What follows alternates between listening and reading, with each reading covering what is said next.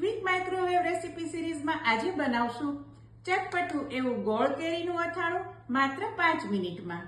તો તેને બનાવવા માટે એક માઇક્રોવેવ સેફ બોલમાં 2 ટેબલસ્પૂન તેલ, આખા ધાણા, વરિયાળી, જીરું, સૂકા આખા લાલ મરચાં અને હિંગ નાખી મિક્સ કરી માઇક્રોવેવના હાઈ પાવર લેવલ ઉપર 1 મિનિટ માટે માઇક્રોવેવ કરી લઈએ। 1 મિનિટ બાદ બાઉલને બહાર લઈ તેની અંદર વજનમાં 200 ગ્રામ એટલા કેરીના કટકા નાખી સ્વાદ પ્રમાણે મીઠું અને હળદર નાખી મિક્સ કરી ઢાંકણ ઢાંકી અને માઇક્રોવેવના હાઈ પાવર લેવલ ઉપર 2 મિનિટ માટે મૂકી દઈએ। 2 મિનિટ બાદ બાઉલને બહાર કાઢી અને ચેક કરીએ કે કેરીના કટકા સોફ્ટ થઈ ગયા છે કે નહીં। તો સોફ્ટ થઈ ગયા છે અને તેની અંદર દેશી ગોળ નાખી મિક્સ કરી લઈએ, ગોળને મેલ્ટ કરી લઈએ।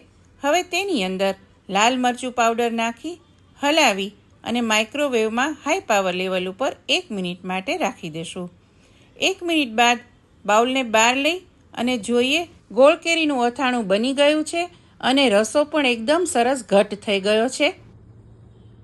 તો તૈયાર છે ઇન્સ્ટન્ટ ચટાકેદાર ગોળ કેરીનું અથાણું।